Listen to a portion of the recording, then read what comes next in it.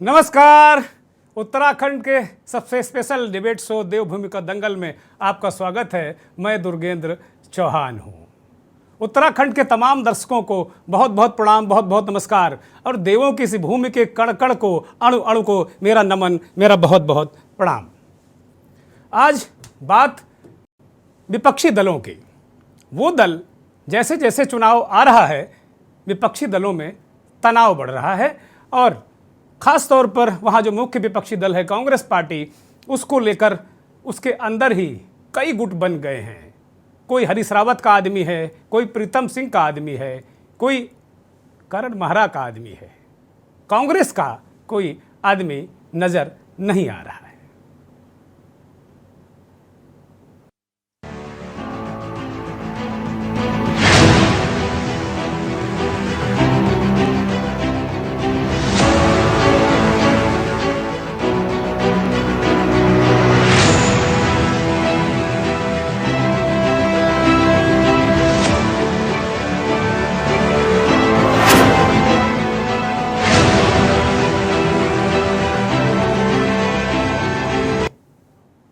आने वाले हैं चुनाव, विपक्ष में तनाव।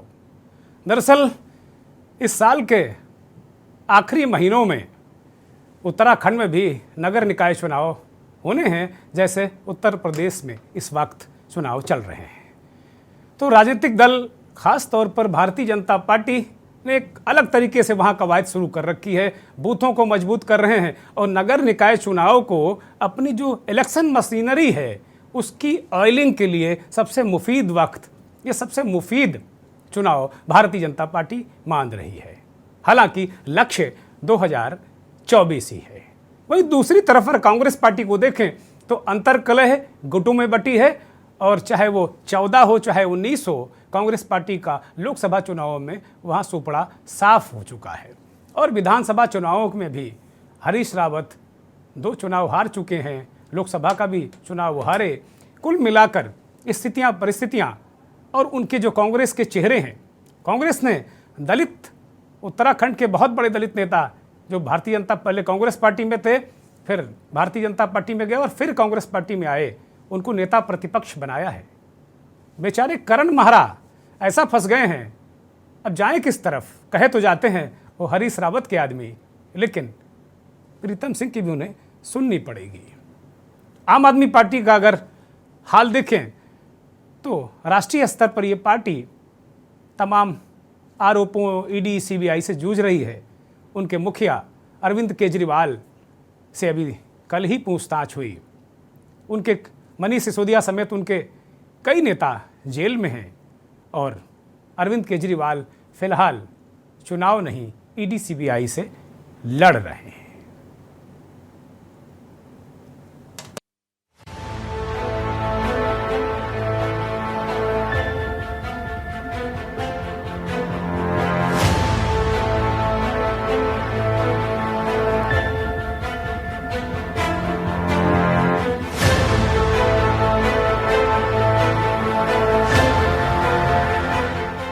उत्तराखंड में इस साल होने वाले निकाय और अगले साल होने वाले लोकसभा चुनाव को फतेह करने के लिए सभी राजनीतिक दल अपनी अपनी तैयारियों में जुटे हैं।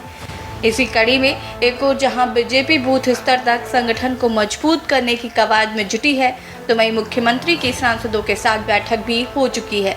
तो वहीं दूसरी ओर मुख्य विपक्षी दल यानी कि कांग्रेस की बात करें तो कांग्रेस अपने ही झगड़ों में उलझी हुई नजर आ रही है। उत्तराखंड कांग्रेस के नेता अपने ही प्रभारी देवेंद्र यादव को हटाए जाने की हाईकमान से मांग कर रहे हैं। हाईकमान ने पार्टी के वरिष्ठ नेता पीएल पूनिया को पर्यवेक्षक बनाकर उत्तराखंड भेजा है। पीएल पूनिया 3 दिनों से नाराज नेताओं को बंद कमरे में मनाने की कोशिश कर रहे हैं। बावजूद इसके कांग्रेस विधायक मदन बिष्ट ने बाहर आकर मीडिया के सामने अपने ही प्रभारी पर सवाल खड़ा करते हुए कहा कि उन्होंने पर्यवेक्षक से कहा है कि प्रभारी को पार्टी नहीं बनना चाहिए था। फिर प्रभारी खुद ही टिकट बांट रहे थे और अब हार के बाद खुद ही समीक्षा भी कर रहे हैं। जब प्रदेश अध्यक्ष और नेता विपक्ष बदले गए हैं तो फिर प्रभारी क्यों नहीं बदले गए। वहीं आम आदमी पार्टी के नेता अपनी ही पार्टी के वरिष्ठ नेता अरविंद केजरीवाल को सीबीआई के बुलावे से नाराज हैं। हमने तो इसलिए कहा कि प्रभारी को पार्टी नहीं बनना चाहिए, प्रभारी को हटाने की बात हमने इसलिए की। भाई वही प्रभारी टिकट बांटते हैं और वही प्रभारी समीक्षा करने आते हैं। आप बताइए कि आपके पास लोग नहीं है जो टिकट भी वो बांटेंगे, समीक्षा भी वो करेंगे और फिर रिपोर्ट भी एक साथ वो देंगे। इसलिए हम तो साफ कह रहे थे कि प्रभारी को हटाना चाहिए।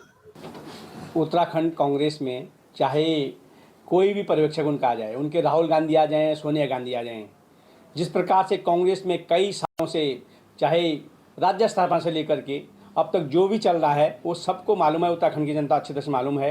कांग्रेस जब सरकार में रहती है तब भी उनके क्या हाल थे और जब वो विपक्ष में है तब भी उनके क्या हाल हैं, सब देख रहे हैं। क्योंकि कांग्रेस की जो उनकी नैतिक जिम्मेदारी इस समय विपक्ष में जनता के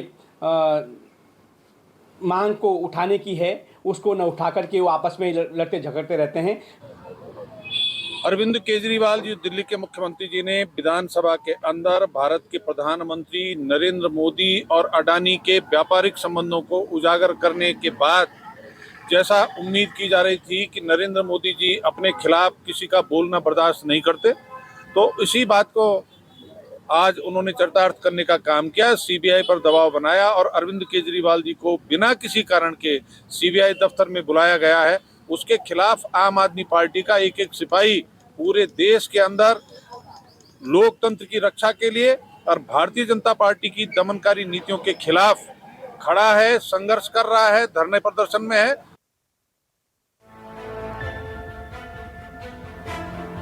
आपको बता दें कि उत्तराखंड में नवंबर 2023 को नगर निकाय का चुनाव संभावित है। 2 दिसंबर को नगर निकायों का कार्यकाल समाप्त हो रहा है।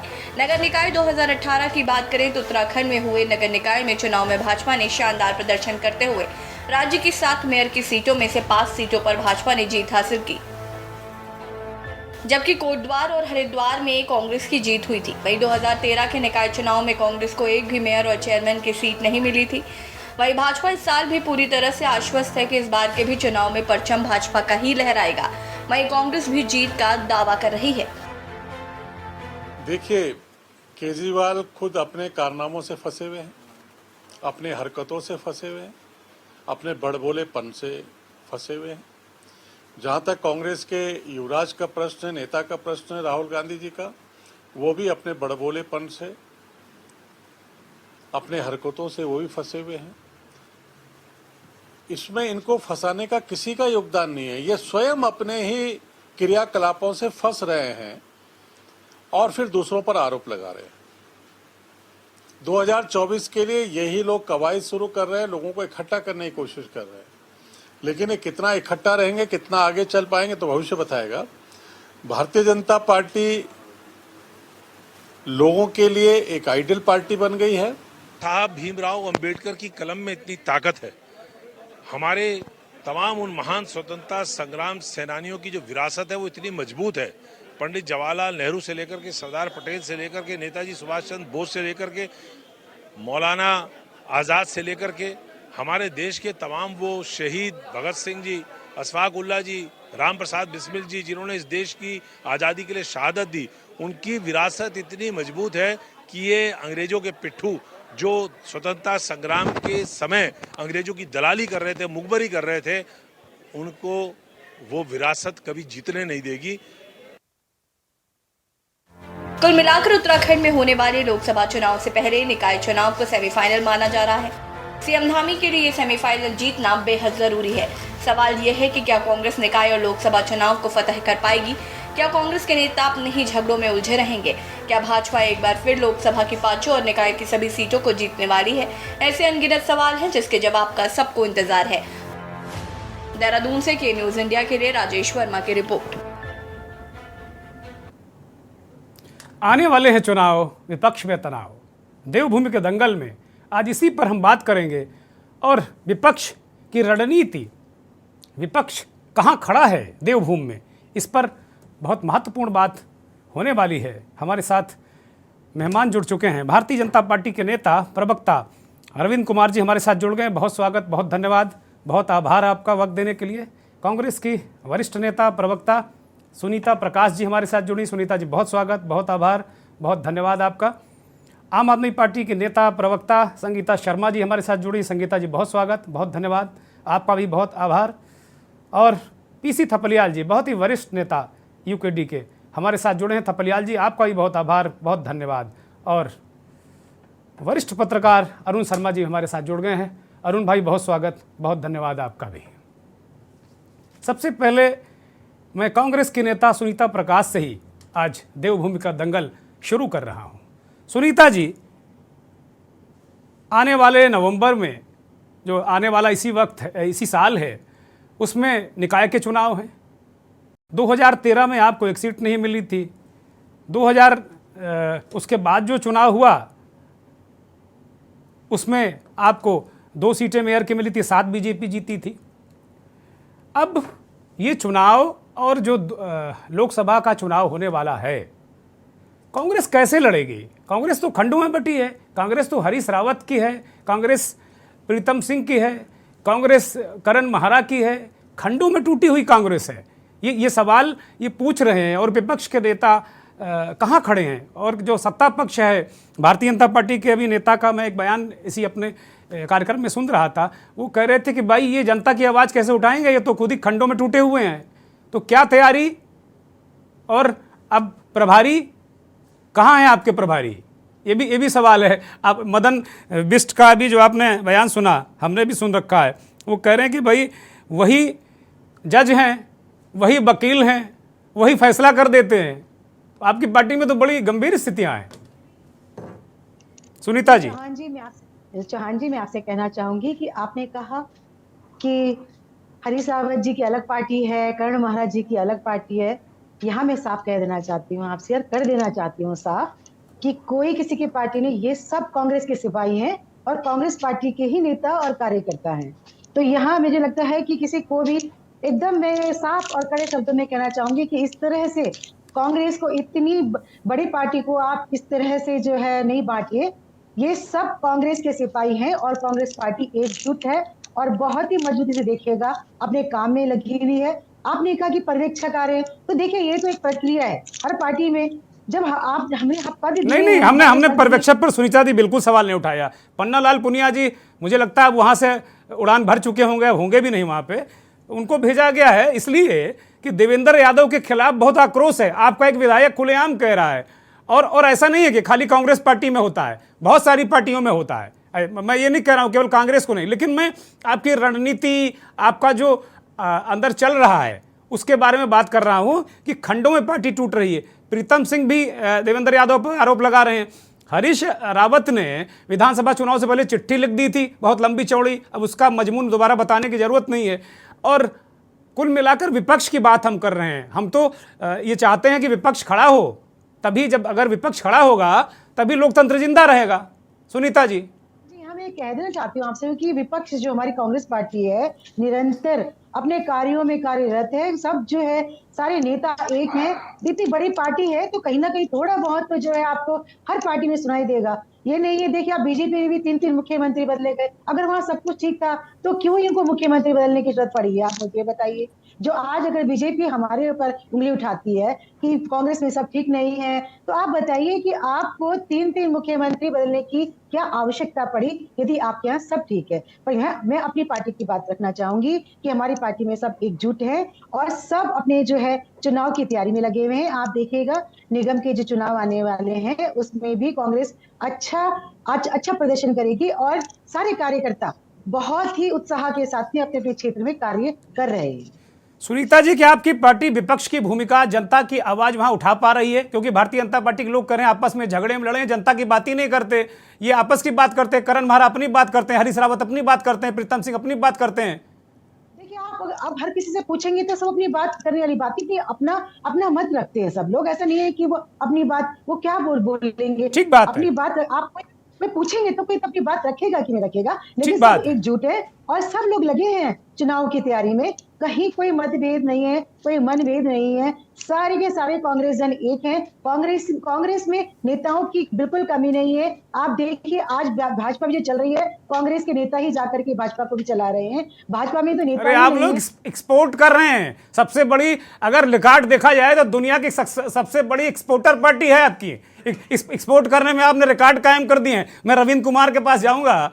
रविंद्र कुमार भारतीय जनता पार्टी के नेता हैं, प्रवक्ता हैं। रविंद्र जी, सुनीता जी कह रही हैं कि भाई कहाँ गड़बड़ है, सारी पार्टियों में होता है। आपके यहाँ भी कर्नाटक में आज ही चले गए आपके पूर्व सीएम सेट्टार, कांग्रेस पार्टी में चले गए। तो ये तो होता रहता है।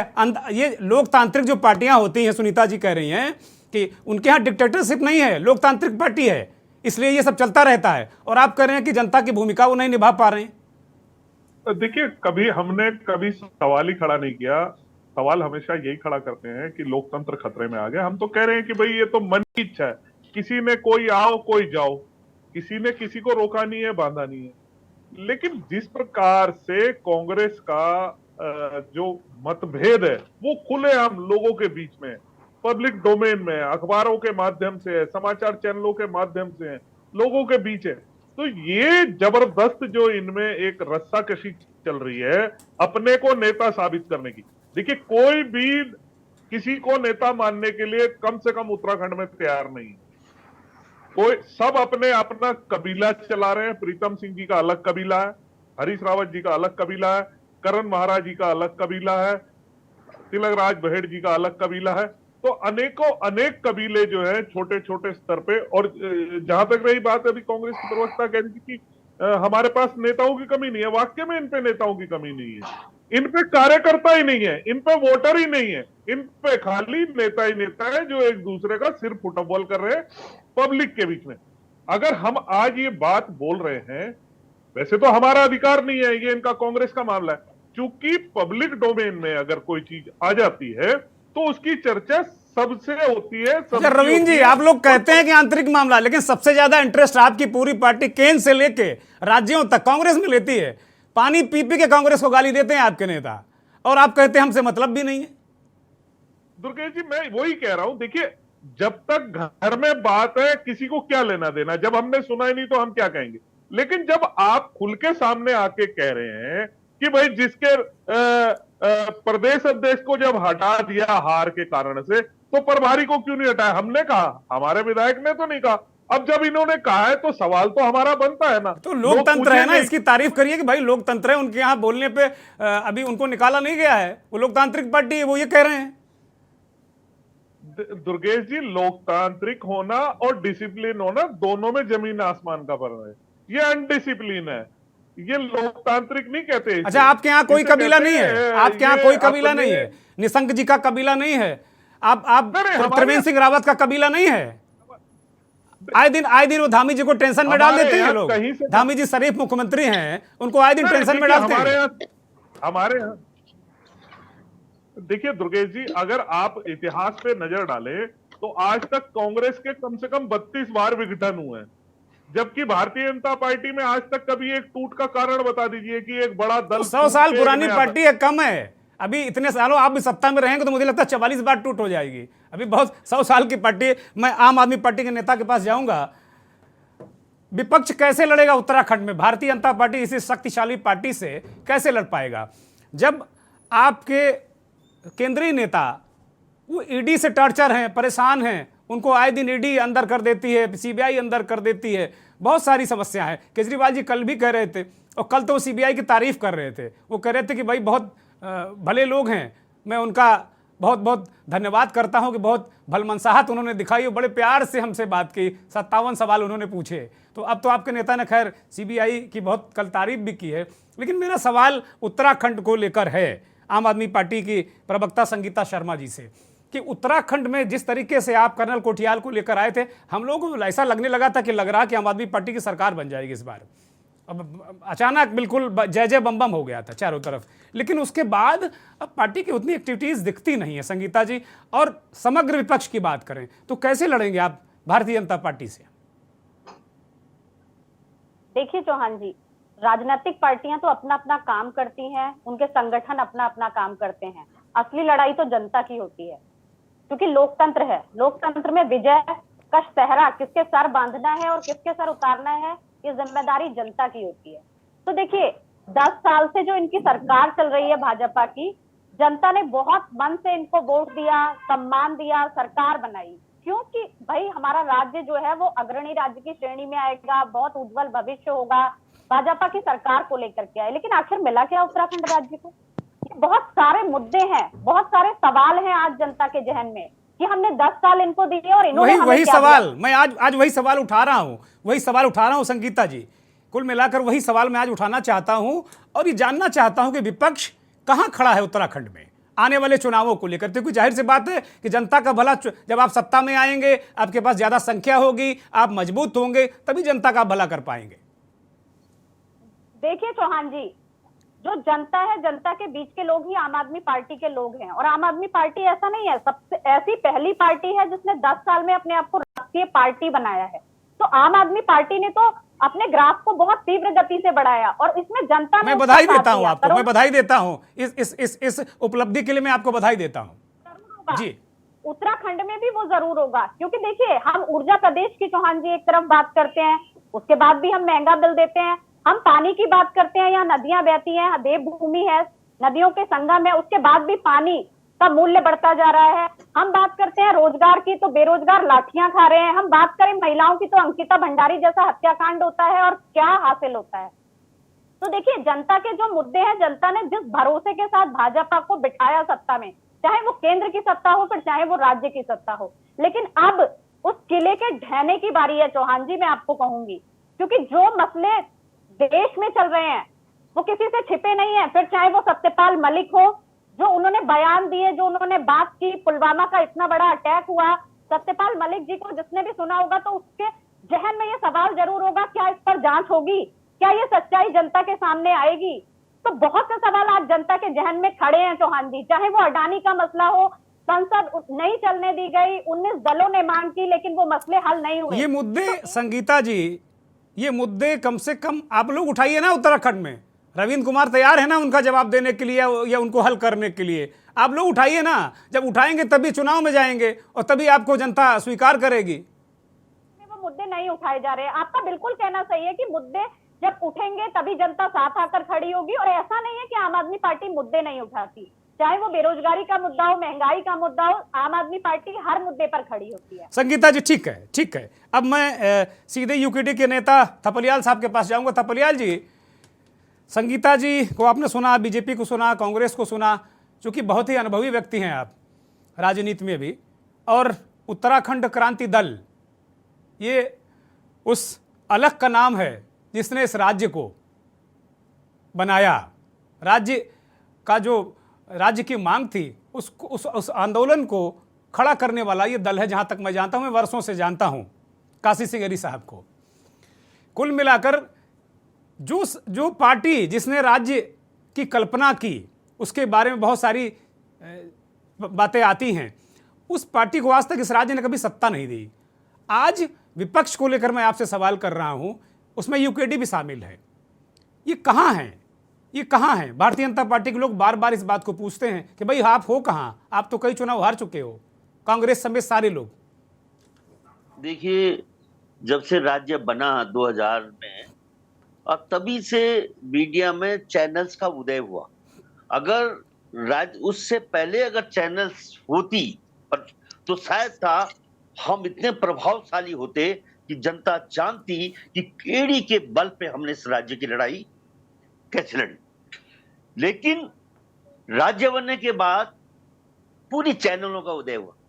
चैनल, अच्छा, आपको उम्मीद है कि आपको दिखाते चैनल? उम्मीद है आपको? नहीं, मैंने कांग्रेस को तो उम्मीद नहीं है अब। दिखाते हैं। मैं बताता हूं कि इनका उदय हुआ। मैं ये नहीं बोल रहा, मैं ये बोल रहा हूं उस समय 2000 में जब देखते हैं तो अभी जो भारतीय जनता पार्टी बोल रही है कि कांग्रेस के वहां बड़ा मतभेद है, लेकिन ये मतभेद उस समय हमें दिखाई दिए जब खडूरी जी को मुख्यमंत्री बनाया गया। कोश्यारी खुला गाली दे रहा था, मां बहन की गाली दे रहा। हम सुने, और कोश्यारी जी के साथ ये जो वर्तमान मुख्यमंत्री है उसने वो लात मारी खंडूरी के गाड़ी में, वो हमने देखा कि इस राज्य आप में पुरानी फाइलें खोल रहे हैं मुझे लग रहा है। मैं बता रहा हूं कि किस तरह का उस समय खंडूरी का गैंग, कोश्यारी का गैंग, निशंक का गैंग, ये गैंग काम करते थे। 2014 के बाद ये गुट थे कि गैंग? किन शब्दों का चयन आप कर रहे हैं? ये गुट थे कि गैंग? मैं ये कह रहा हूं कि 2014 के बाद जब एक व्यक्ति का उदय हुआ और हिटलर शाही की राजनीति जब शुरू हुई इस देश में, तो सारे जो मुर्गे थे वो चूजे बन गए। उन्होंने छोटे छोटे चूजों को काम लेना शुरू किया। अरे वो राजनीति के महामानव हैं। कहाँ क्या बात कर रहे हैं आप थपलियाल जी? वो महामानव है, विश्व के सबसे बड़े नेता हैं वो।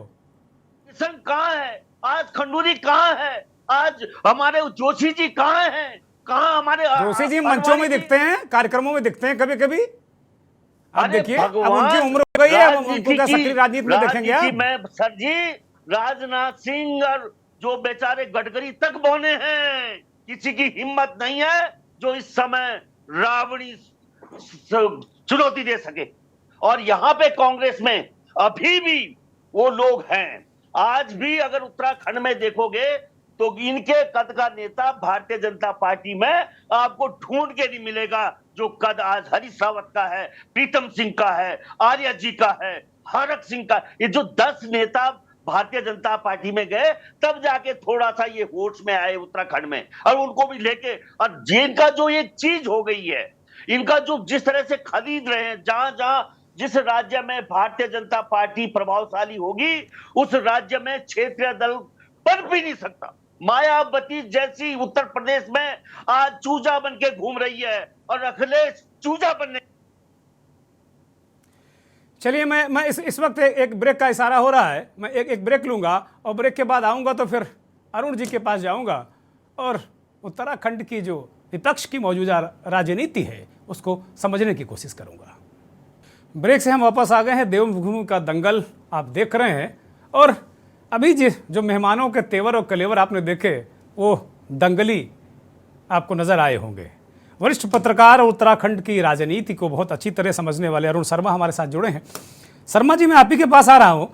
थपलियाल जी ने बहुत पुरानी फाइलें खोल दी और वो कह रहे हैं, गैंग कह रहे हैं। अभी जैसा भारतीय जनता पार्टी के नेता रविंद्र कुमार कह रहे थे कि ये कबीले हैं, तो अब उससे आगे जाके थपलियाल जी ने कहा कि ये गैंग थे, लेकिन अब ये गैंग खत्म हो गए हैं और अभी कांग्रेस में वो बकौल भाजपा भी वो कबीले बाकायदे सर्वाइव कर रहे हैं, पूरी मजबूती के साथ में सर्वाइव कर रहे हैं। एक तो मेरा ये एक प्रश्न है। दूसरा प्रश्न ये है कि विपक्ष को जो आने वाले चुनाव हैं उनमें आप कहाँ खड़ा पाते हैं, और विपक्ष की जो इतनी टूट है खासतौर पर कांग्रेस पार्टी की, इस पर आपकी पैनी दृष्टि? दुर्गेश भाई, मुझे ये लगता है कि थपलियाल जी भी कहीं ना कहीं किसी कांग्रेसी का चश्मा पहन के आ जाते हैं। ये यूकेडी का जिस पार्टी में है उसके धर्म का पालन नहीं करते हैं, ये दूसरे के धर्म को अपने चश्मे से देखते हैं। उत्तराखंड की राजनीति हमारे लिए अरे थपलियाल सर बोलने दीजिए, अरुण शर्मा को बोलने दीजिए। थपलियाल सर भी मैं आऊंगा आपके पास। थपलियाल सर कृपया बोलिए। अरुण शर्मा, आप शांत रहा करो। थपलियाल जी, जब उत्तराखंड आंदोलन चल रहा था आप कहीं और थे, इसलिए ध्यान रखा करो। आंदोलन हमने लड़ा, आपने नहीं लड़ा। और आज आप बातें बहुत बड़ी करते हैं। चलिए बोलिए अरुण शर्मा बोलिए। देखिए दुर्गेश भाई, इस अगर उत्तराखंड की राजनीति को समझना हो तो कहीं ना कहीं उत्तर प्रदेश के जमाने में हमें जाना पड़ेगा।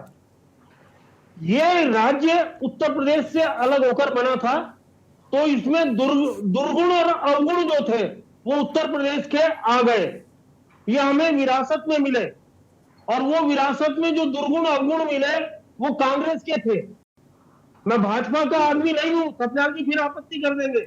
मैं भाजपा का आदमी नहीं हूं, विशुद्ध पत्रकार हूं, खुल के बोलता हूं। अरे आप पत्रकार हैं, सर्टिफिकेट मत दीजिए भाई। आप पत्रकार, मैं मान रहा हूं, सारे लोग आपको मान रहे हैं, बोलिए। तो मैं ये कह रहा हूं कि इस प्रदेश में कांग्रेस को खत्म करने का काम कांग्रेस ने किया। उसमें कहीं भाजपा का कोई योगदान नहीं था, उसमें कहीं आम आदमी पार्टी का योगदान नहीं था।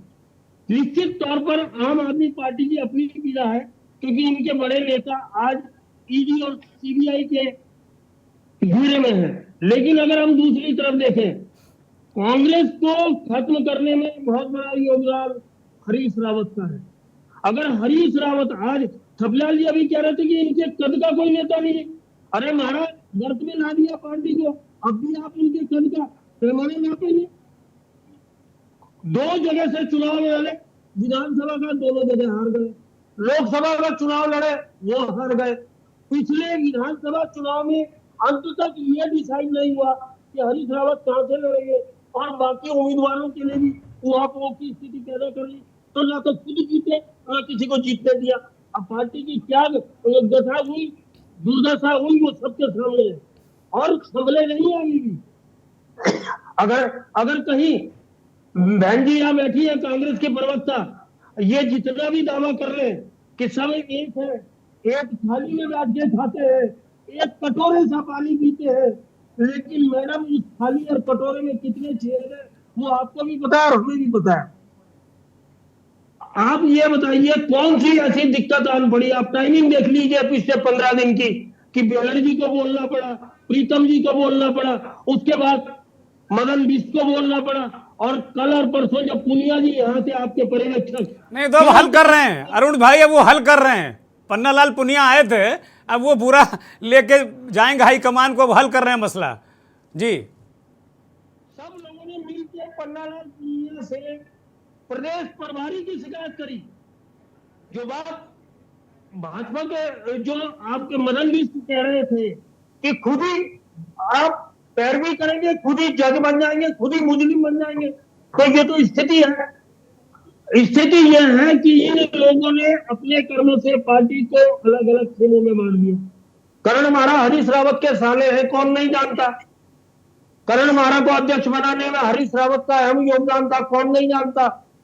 तमाम कांग्रेस पार्टी के जितने बड़े नेता हैं वो हरीश रावत के रिश्तेदार हैं, कौन नहीं जानता। अच्छा, इसीलिए भारतीय जनता पार्टी परिवारवादी पार्टी कहती है। मैं सुनीता प्रकाश जी के पास जाऊंगा, अरुण भाई रोक रहा हूं आपको, मैं सुनीता प्रकाश के पास जाऊंगा। सुनीता जी, अरुण प्रकाश वरिष्ठ पत्रकार हैं, वो कह रहे हैं कि भाई सब मटिया मेट उत्तर प्रदेश में जो कांग्रेस के पास दुर्गुण था, वो सारा दुर्गुण उत्तराखंड में उसने ट्रांसफर कर दिया, और कांग्रेस से खराब पार्टी कोई है नहीं। उनके जो मुख्यमंत्री के चेहरे थे हरीश रावत, तो 2 चुनाव हार गए। लेकिन अरुण भाई को याद दिलाऊं कि भारतीय जनता पार्टी के जो करंट मुख्यमंत्री थे वो भी चुनाव हार गए थे, ये भी। तो चुनाव हारना जीतना किसी नेता के कद को बताता नहीं है, और कोई एमपी एमएलए नहीं होता है लेकिन नेता होता है, और जो नेता एमपी एमएलए होता है वो नेता नहीं होता, बहुत बार ऐसा भी देखा जाता है। लेकिन सुनील, मैं सुनीता प्रकाश जी से यही पूछना चाहूंगा कि भाई ये अरुण जी कह रहे हैं तो ये तो न्यूट्रल आदमी है, ये तो किसी पार्टी के समर्थक है नहीं, और इनके अंदर दर्द भी है कि जब विपक्ष होगा ही नहीं, और अगर सत्ता पक्ष पत्रकारों की आवाज दबाएगा, कुचल देगा, तो कौन साथ खड़ा होगा उसके? देखिए चौहान जी, यहाँ पे मुझे नहीं मालूम कि हमारे पत्रकार जी जो बैठे हुए हैं उनको क्या नाराजगी है कांग्रेस पार्टी से, ये मुझे नहीं मालूम। नहीं, वो आईना दिखा रहे हैं, वो आईना दिखा रहे हैं आपको कि जरा आप उनके अंदर का दर्द है, क्योंकि मैं मानता हूं कि जो पत्रकार होता है ना, वो विपक्ष का ही हिस्सा होता है। वो आईना भाजपा की कमियों को उजागर करना चाहिए ताकि राज्य का कुछ हित हो। मेरे को नहीं लगता है कि हरीश रावत जी के बारे में बोल के या किसी के बारे में बोल करके इस राज्य का कोई हित होने वाला है। कांग्रेस पे चल रही है। सर मैंने आपकी बात बहुत सभ्यता से सुनी। चल रही है। आप पत्रकार हैं, मेरे को आपसे कोई वही, मैं खाली आपकी बातों का जवाब दे रही हूँ कि आपको क्या नाराजगी है कांग्रेस से, जो कि आप भाजपा की कमियों को ना गिना करके भाजपा की कांग्रेस के नेताओं के पीछे पड़े हैं। देखिए, वो हरीश रावत जी वो नेता है जिन्होंने उत्तराखंड में कांग्रेस को खड़ा किया, मजबूती के साथ खड़ा किया। और एक समय था कि जब कांग्रेस यहाँ पे कांग्रेस की सरकार थी, 2 बार जनता ने, ऐसा नहीं है कि आज तक कांग्रेस को यहाँ पे शासन करने का मौका नहीं दिया। राज्य में हमारे नरेंद्र तिवारी जी मुख्यमंत्री रहे हैं, 5 साल का कार्यकाल उन्होंने किया है। आप कैसे भुला सकते हैं? जब हमारा उत्तराखंड बना और हम आते थे बाहर से उत्तराखंड में, तो सड़कें देखकर, यहाँ देख करके तिवारी जी के टाइम पे बहुत खुशी हमें होती थी। तिवारी जी ने अपना कार्यकाल। सुनीता जी, अब तो बड़ा अद्भुत विकास हो गया। ऑल वेदर रोड में बहुत सारी चीजें देखता हूँ, इतना काम हो रहा है कि कुछ कहने को नहीं। उसको आप कैसे नकार सकते हैं? यहाँ पे अभी जो है, मुझे ये लगता है कि हमारी कांग्रेस पार्टी जो है बहुत मजबूती के साथ काम कर रही है। सारे नेता एक है, ये नहीं है कि अच्छा, कुछ कमियां भाजपा की आप गिना दीजिए। मैं आपको समझ दे रहा हूँ, गिना दीजिए आप। मैं ये कहना चाहती हूँ चौहान जी, वैसे मुझे आपकी आवाज आने ये मैं पूछूंगी, लेकिन मैं पहले की बात का जवाब देना चाहूंगी कि हमारे यहाँ कौन सा मुद्दा ऐसा नहीं है? अभी बेरोजगारों का मुद्दा है, अंकिता भंडारी का मुद्दा है, सड़क पे से लेकर सरकार तक जगाने का काम कांग्रेस पार्टी ने कितनी गिरफ्तारियां दी हैं, आपको कितना सड़कों पे आके उसको उठाया है, मुद्दों को उठाया है। कहीं भी कोई नेता अपने अपने राज्य, अपने अपने जिले में भी लोगों ने इस आवाज को बहुत अच्छे पुरजोर तरीके से उठाया है। विपक्ष अपना काम कर रहा है, ठीक है, ये जनता है, लोकतंत्र है, यहाँ लोगों ने भाजपा को समय दिया है, उनका काम है कि वो जनता को अपना प्रमाण पत्र, अपना देर जल्द दें। रही बात पीसी थपलियाल जी की, अब ये थोड़ी ना है कि अब पीसी थपलियाल जी को नहीं, अब भाजपा भी कुछ खूबियां नजर आ रही हैं, तो ठीक है, अगर उनको कांग्रेस का कार्यकाल अच्छा थपलियाल जी लगा, बहुत कुपित हैं लग रहा बीजेपी से, अंदर से बहुत कुपित हैं। जो काम पत्रकार जी कर रहे हैं वो अगर पीसी थपलियाल जी करते हैं तो गलत है, पत्रकार जी करते हैं तो सही है, ऐसा नहीं मैं सुनीता जी, मैं पीसी थपलियाल के पास जाऊंगा। थपलियाल साहब, ये अरुण प्रकाश बात तो ठीक कह रहे हैं, आप यूकेडी की बात के बजाय कांग्रेस के कसीदे पढ़ रहे हैं। पार्टी का बात करने के लिए यहाँ आई हूँ, तो मुझे पत्रकार जी से, मतलब मुझे मेरी बातों का उनको बुरा लगा है तो मैं उनसे क्षमा चाहूंगी, मगर मुझे उनसे सुनीता जी, आप थपलियाल जी को वक्त दे दीजिए कृपया। भाजपा की कमियों को भी यहाँ पे उजागर करें ताकि जनता तक पहुंचे मैडम कि भाई जब राज्य बना था उस समय कांग्रेस उत्तर प्रदेश में खत्म हो चुकी थी। उसके बावजूद भी अगर पत्रकार महोदय ये बोलते हैं कि कांग्रेस के अवगुण यहां आ गए, अरे कांग्रेस का तो ऐसा दिख रहा है कि पहली सत्ता उन्होंने हासिल की, यानी कि जब 2 साल तक इनका अवैध सरकार चली भारतीय जनता पार्टी की, असंवैधानिक सरकार, एमएलसी मुख्यमंत्री बन गए। पत्रकार महोदय को ये नहीं दिखा कि पूरा एमएलसी को मंत्री बना दिया 2 साल तक इन लोगों ने। भारतीय जनता पार्टी ने शुरू से ही हमारे साथ इतना बड़ा नित्यानंद स्वामी राजधानी नहीं बना पाई भाजपा। सुनीता जी कृपया आप लोग ऐसे बोलेंगे तो सुन नहीं पाएगा कोई। मुझे लगता है फिर ये वास्तव में दंगल हो जाएगा। इसका तो नाम ही है दंगल, लेकिन वास्तव में दंगल मत करिए कृपया। उत्तराखंड की जनता सुने आप लोगों को, आप उत्तराखंड के बड़े नामचीन चेहरे हैं, आप सब आपको सुनना चाहती। बोलिए थपलियाल जी, भी मैं जाऊंगा। रविंद्र जी आपके पास आ रहा हूं, मैं आ रहा हूं आपके पास। रविंद्र जी, थपलियाल जी बोलिए। शहर को आप राजधानी कब बनाएंगे सर? आपसे मैं ये पूछना चाहती। चलिए, वो आ गया, आपका सवाल आ गया, मैं पूछूंगा भी रविंद्र जी से। बोलिए थपलियाल जी, आप कंप्लीट करिए, फिर मैं रविंद्र जी के पास जाऊंगा। मैं ये बोल रहा हूं कि जब शुरू में पहली सरकार नारायण दत्त तिवारी जी की बनी, उसके बाद जब खन्नूरी जी की बनी, तो लगभग भारतीय जनता पार्टी और कांग्रेस का मोड ऑफ ऑपरेंडी एक ही जैसा था, क्योंकि भारतीय जनता पार्टी ने जो जनरल दिया था वो भी बहुत ईमानदार योग्य नेता दिया था हमें, भारतीय जनता पार्टी ने 2007 में। लेकिन उसको किस तरह उसकी पैंट उतारी, किस तरह उसको शासन नहीं करने दिया, किस तरह वो अंतर्द्वंदों में फंसी हुई भारतीय जनता पार्टी, वो गैंगवार हमने देखा। निसंग ने आउट करा दिया उसको, उसके बाद दोबारा लाना पड़ा उनको। कहने का मतलब यह है कि भारतीय जनता पार्टी और कांग्रेस लगभग 2014 तक एक जैसा था, इसलिए बारी बारी से राज करते थे। 2014 के बाद अगर हरीश रावत हारा है तो 2014 के बाद हारा है, क्योंकि तब का यहाँ की राजनीति ने नई करवट ली, अंधभक्तों की उत्पत्ति हुई और अंधभक्तों से अभी भी पार पाना असंभव है। वही इनकी मूल ताकत। अच्छा, इसका मतलब यह है कि आप सरेंडर कर दे रहे हैं, बीजेपी के सामने विपक्ष सरेंडर कर दे। अरे भाई, आप भी बनाइए, आप आंखों वाले भक्त बनाइए। दिक्कत क्या है? विपक्ष के लोग आंखों वाले भक्त बना लें अंध के बजाय। ये पूरी जनता को अंधभक्त कह रहे हैं उत्तराखंड। आप ये देखिए, उत्तर प्रदेश में देखिए, उत्तर प्रदेश के बड़े बड़े दलों को अरुण जी मैं रोक रहा हूं। मैं अब रविंद्र जी के पास जाऊंगा। रविंद्र जी, थपलियाल जी कृपया रुकिए। रविंद्र जी, अब बहुत सारे सवाल आपके लिए आ गए हैं। मुझे एक तो दुर्गेश भाई की इनकी पीसी थपलियाल जी उम्र में हमारे से बहुत बड़े हैं, वरिष्ठ हैं, सम्मानित हैं, लेकिन मुझे इनसे एक बहुत घोर आपत्ति है। इन्होंने कहा कि एक एमएलसी को आपने जो है मुख्यमंत्री, बताइए क्या असंवैधानिक है? क्या देश का प्रधानमंत्री ऐसा आदमी नहीं बना दिया था पहली बार आजाद होने के बाद, जिसको 1 वोट पड़ा था उसे बना दिया था? वो भी गलत था क्या?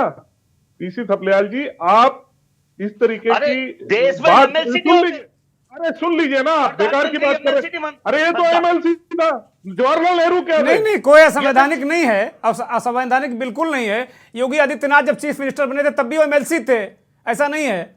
योगी जी अभी पड़ोसी राज्य उत्तराखंड में एमएलसी थे। इस बार विधानसभा का चुनाव उन्होंने पहली बार लड़ा है जीवन में, इससे पहले एमएलसी थे वो। तो क्या उत्तर प्रदेश की सरकार 5 साल संवैधानिक नहीं चली? हाँ, ये देखिए, बोलिए अब उत्तराखंड की बात करिए। उत्तराखंड की बात करिए कि वास्तव में जो सुनीता प्रकाश ने सवाल उठाया, रविंद्र जी, सुनीता प्रकाश ने जो सवाल उठाए, अंकिता भंडारी हत्याकांड का सवाल उठाया, सड़कों की बात वो कर रही, इन पर जवाब दीजिए ना। देखिए, इस पे लगातार आपके चैनल ने भी, अन्य चैनल ने बहुत बहसें की हैं। क्या आप मुझे बताइए, अंकिता भंडारी के हत्यारों को जो है कानून ने का शिकंजा नहीं कसा है? क्या उनका मामला न्यायालय में नहीं है? क्या सड़कों को लेके या लगातार जिनको लेके सवाल उठाते हैं उनके ऊपर क्या सरकार जवाब देती नहीं है? क्या सड़कों का काम नहीं हो रहा है? क्या देहरादून से दिल्ली तक की 2.5 घंटे में सड़कों का निर्माण नहीं हो रहा है? क्या 4 धामों को जोड़ने की काम नहीं हो रहा है? क्या ऋषिकेश से जो कर्णप्रयाग तक रेलवे लाइन नहीं जा रही है? तो आप किस तरीके की बात, आप किसी भी उस पे देखिए, मैं स्पष्ट कहूं कि कांग्रेस हो या अन्य विपक्षी दल, ये सिर्फ अपने परिवार को बचाने के लिए रह गए। इनका दल नहीं रह गया, अब ये परिवार रह गया। परिवार ही दल है और दल ही परिवार है। चाहे केजरीवाल, आम आदमी पार्टी में किसका परिवार है भाई रविंद्र जी? आम आदमी पार्टी में केजरीवाल की कौन पत्नी वहां की डिप्टी सीएम है या कहीं की नेता है? केजरीवाल का लड़का है क्या राजनीति में? मैं बता रहा हूं इस बात का। देखिए केजरीवाल जी का क्या है कि ये सिर्फ अपने आप को बचाने के लिए और अपने साथ के लोगों को बचाने की राजनीति कर रहे हैं। जनता से सारे विपक्ष को कैसे कह दिया आपने? आज दिल्ली में इनकी सरकार है, एमसीडी में भी इनके लोग इनसे पूछ रहे हैं कूड़े का पहाड़ कब हटेंगे, जिसपे इन्होंने एमसीडी का चुनाव लड़ा। काम कर रहे हैं ना, आप आउट हो गए, अब जरा 1-2 साल का मौका दीजिए, काम करने दीजिए। मैं संगीता शर्मा के पास जाऊंगा। संगीता शर्मा, ये भारतीय जनता पार्टी के नेता आरोप लगा रहे हैं कि सारे लोग परिवार को, अपने कुकृत्यों को, अपने क्राइम को बचाने के लिए इसमें लगे हुए, जनता का कोई काम कर नहीं रहे हैं। रविंद्र जी ये कह रहे हैं। संगीता, केस में कुछ किया ना ही सड़कें। सुनीता जी मैं आऊंगा, सुनीता जी मैं आ रहा हूं। संगीता शर्मा को लेते हैं चर्चा में, फिर आपके पास आ रहा हूं और उसका जवाब फिर लूंगा रविंद्र जी से। बोलिए। देखिए चौहान जी, डबल इंजन की सरकार के पास अपने काम गिनाने के लिए कुछ नहीं है। आप इनसे कुछ भी पूछिए, दूसरी सरकार पर जाएंगे, लेकिन अपने काम इनसे पूछा जाए, 5 उपलब्धियां बता दीजिए, तो चाहे उत्तराखंड में हो चाहे देश में हो, ये 5 उपलब्धियां अपनी नहीं गिना पाएंगे। ये कहाँ चले जाएंगे? या तो मैं पूछूंगा, रविंद्र जी तैयार कर लीजिए, मैं पर्चा तैयार कर लीजिए, मैं पूछूंगा इसके बाद। और देखिए भाई, हमने कहा था 10 दिन में हमारा मेयर बना दो, 10 दिन में कूड़े का पहाड़ हटा देंगे। भाई केजरीवाल ने कहा था हमने पूछ लिया तो क्या बुरा किया? सुन लीजिए, आप कह रहे हमें जेल में ना डालो। आप सुन लीजिए, आप सुन बताओ ना। लीजिए। देखिए 10 दिन का कहा था। रविंद्र जी सुनने की ताकत भी रखिए, अगर बोल रहे हैं सुनने दीजिए। और उत्तराखंड का जो राज्य बना है वो महिलाओं के दम पर बना है, नारी शक्ति को दबाइए मत, बोलने दीजिए। ये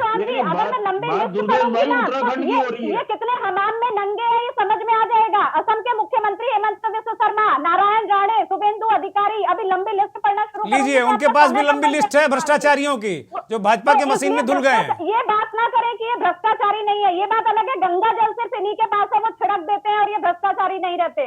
तो ये इस तरह की अनर्गल बयानबाजी बैठकर चैनल पर मत कीजिए। ये बताइए उत्तराखंड के लिए क्या किया, कितना बेरोजगार बढ़ा, पंजीकृत बेरोजगारों की संख्या क्यों बढ़ रही है, अंकिता भंडारी केस में अब तक क्यों नहीं उसको सजा मिली, जो वीआईपी था उसका नाम सामने क्यों नहीं आया। आपसे जब उत्तराखंड के लिए सवाल पूछे जाते, पलायन क्यों नहीं रुक रहा? 230 का एक आंकड़ा है जो रोज पलायन होता है, क्यों हो रहा है पलायन भाई उत्तराखंड से? 22-23 साल उत्तराखंड को बने हो गए और उत्तराखंड के लोग, हमारे युवा आज भी पलायन कर रहे हैं। कितनी शर्म की बात है। उत्तराखंड अब युवा हो गया है, उत्तराखंड युवा हो गया। संगीता जी रोक रहा हूं आपको, मैं सीधे रविंद्र जी के पास जाऊंगा। रविंद्र जी, कांग्रेस के नेता और आम आदमी पार्टी के नेता, ये दोनों नारी शक्ति हैं हमारी इस डिबेट में आज, और इनके सवालों का जवाब तो आपको देना ही चाहिए, और ईमानदारी से दीजिएगा उत्तराखंडी होने के नाते। बिल्कुल सर, मैं एक सवाल पूछना चाहती हूँ। ये मुझे 2-3 सवाल पूछूंगी मैं इनसे। ये गैर शहरी राजधानी कब घोषित करेंगे? ये हमारे अंकिता भंडारी को न्याय कब दिलाएंगे? हमारे देहरादून की सड़कें कब दुरुस्त होंगी? और कब जाके ये हमारा स्वास्थ्य महकमा जो है काम करेगा और लोगों को दर दर नहीं भटकना पड़ेगा? इसमें आप ये सारे मुद्दे आप लोग विपक्ष उठाते क्यों नहीं सड़क पे भाई? इनको घेरिए रविंद्र की पार्टी को। मुद्दे हम उठाते हैं, लेकिन सरकार तो क्योंकि कांग्रेस उठा रही है ना, तो इनको कुछ करना ही नहीं है। ये तो सिर्फ सरकार को कोसने का काम करते हैं। चलिए ठीक है, अब जवाब ले लेते हैं। रविंद्र कुमार भारतीय जनता पार्टी के नेता जुड़े हुए हैं। रविंद्र जी जवाब दे दीजिए, फिर मैं अरुण प्रकाश और थपलियाल जी के पास जाऊंगा। बोलिए।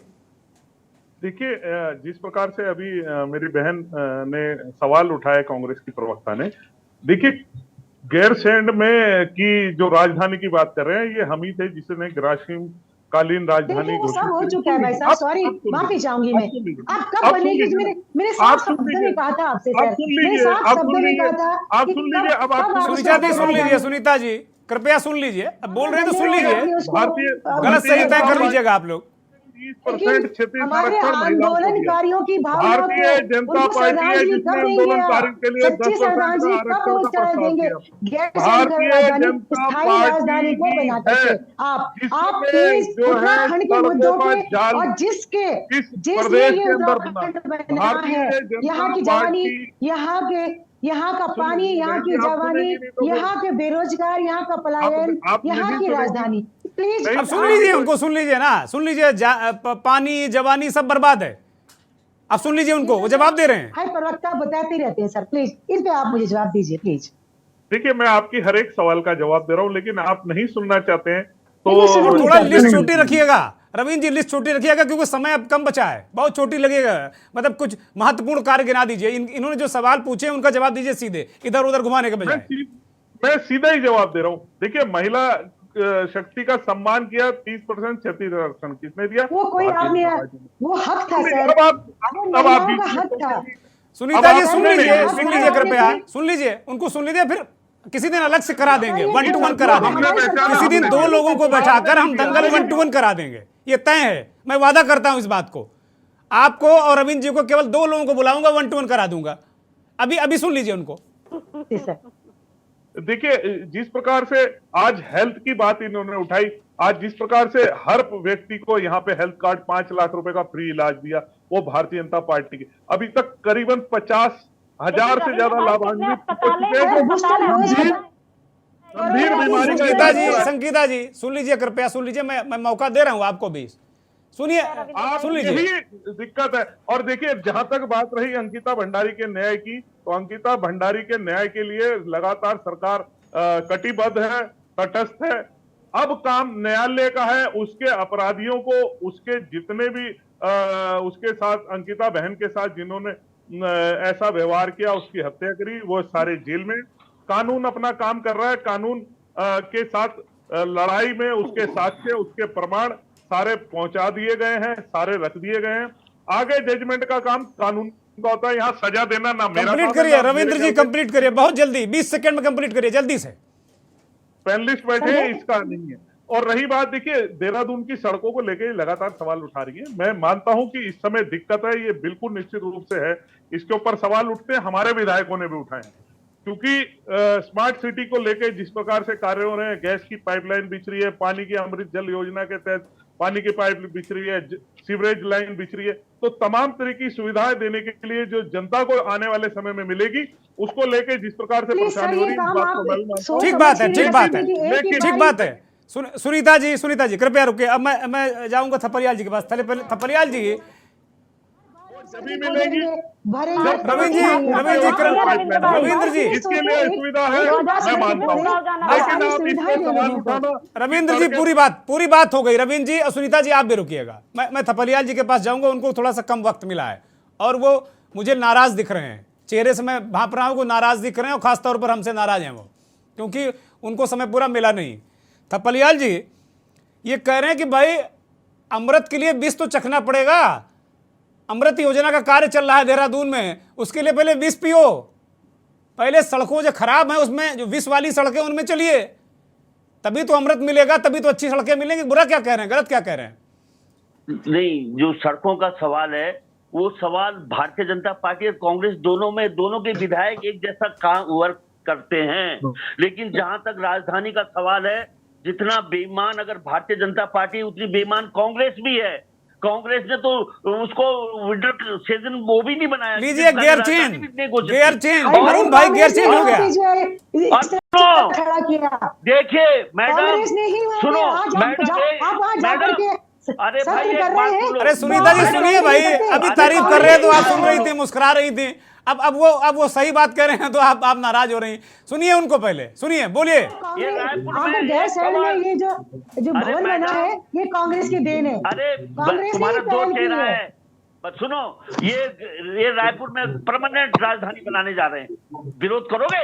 हाँ ना बोलो। कांग्रेस विरोध करेंगे, क्यों नहीं करेंगे? अरे हम कर रहे हैं किसी थपलियाल जी, क्यों नहीं करेंगे हम विरोध? हम तो रायपुर में विधानसभा बनने जा रही है, जिसमें कांग्रेस की सहमति भी है, हरीश रावत की सहमति है इसमें। देखिए ऐसा कुछ नहीं है। आप शायद चैनल में बोल दो कि कसम खा के बोल दो कि हमारी कांग्रेस को हमारी विरोध मांग करेगी। ये है कि हम लोग यही समस्या है, भाई विपक्ष में यही समस्या है, इसी का फायदा बीजेपी उठा रही है। आपस में मसला ही कुछ अलग चल रहा है। राजधानी बनाएगी, विधानसभा रायपुर में बनने जा रही है परमानेंट, और गैर हमेशा ग्रीष्मकालीन राजधानी रहेगी। अच्छा थपलियाल जी एक अंतिम सवाल है, इस चर्चा का अंतिम सवाल। थपलियाल जी कृपया सुनिए मुझे। थपलियाल जी, ये इस आज के दंगल का ये अंतिम सवाल है मेरा आपसे। थपलियाल जी, आप कहां पाते हैं विपक्ष को? भाई बीजेपी तो कह रहे हैं हम बाहुबली हैं, चाहे नरेंद्र बाहुबली, चाहे धर्मेंद्र बाहुबली, चाहे महेंद्र बाहुबली, बहुत सारे बाहुबली हैं। वो कह रहे बाहुबली हैं, आप लोग कुछ कर नहीं पाओगे। भारतीय जनता पार्टी की मूल जड़ उत्तराखंड में है। इसके मतलब जिस तरह से इस मूल शक्ति हमारे जितने लोग हैं आज, अजीत डोभाल से लेकर हमारे सीडीएस से लेकर जितने बाहर के लोग हैं, वो भारतीय जनता पार्टी की मूल ताकत है। और जो बाकी बचे हुए हैं उनमें यूनिटी नहीं है। और जो धन बल है, भारतीय जनता पार्टी का धन बल इतना प्रबल है कि उसके आगे सब बौने पड़ते हैं। उत्तर प्रदेश की क्षेत्रीय राजनीति बौनी पड़ गई है, तो उत्तराखंड में क्या बेचते हैं? आम आदमी पार्टी ने बहुत अच्छे बाली और सुगरी बनाए थे अपने नेता, और दोनों बाली सुगरी को लेकर भारतीय जनता पार्टी पर ले चली। वो कर्नल भी वहां और वो बाली भी वहां। तो इस तरह की राजनीति से कैसे पार पाएंगे हम? कैसे पार पाएंगे हम?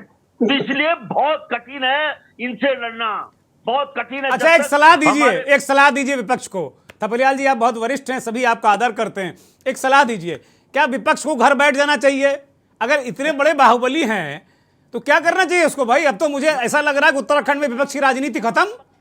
और वो जो अभी आज दंगल में हम विषय लेकर आए हैं कि चुनाव आ गए और टेंशन हो रही है, विपक्ष में आपस में टेंशन है, तनाव है, आ गए हैं चुनाव, विपक्ष में तनाव, तो मुझे तो तनाव साफ झलक रहा है आपके भी चेहरे पर और पूरे विपक्ष के चेहरे पर। इस समय जो जनता है वो चाह रही है एक ऐसा चेहरा मिले जो पूरे विपक्ष को एकजुट करने की क्षमता रखता हो। ये राज्य भी चेहरा तो पूरे देश में विपक्ष नहीं ढूंढ पा रहा है, ये चेहरा तो पूरे देश में नहीं विपक्ष ढूंढ पा रहा है, उत्तराखंड में आप लोग ढूंढिए। मैं हरीश रावत के पास जा चुका हूं, मैं गणेश गोदियाल को भी बोला कि भाई छोड़ और आ जाओ एक सबको एकजुट करने के लिए। मैं सबसे अप्रोच कर रहा हूं, मैं गणेश गोदियाल से भी किया, हरीश रावत से भी किया, और मैं कल सूर्यकांत धस्माना भी यही बात से सहमति दे रहा था, और वो कह रहा था कि इसका प्रोग्राम बनाइए, किस तरह से ये हो सकता है। लेकिन अगर एक चेहरे के नेतृत्व में जनता को एकजुट करने की जिसकी क्षमता रखता हो, तो भारतीय जनता पार्टी इतनी बौनी हो चुकी है, ये भागते हुए नजर आएंगे। ठीक बात है, बड़ी माकूल बात कही थपलियाल जी। अब आपको रोक रहा हूं, बहुत माकूल बात कही। अब सभी मेहमानों से मेरा अनुरोध है कि बस 20-20 सेकंड में, उससे समय सीमा मत वापस जाइएगा, नहीं मुझे काटना पड़ेगा।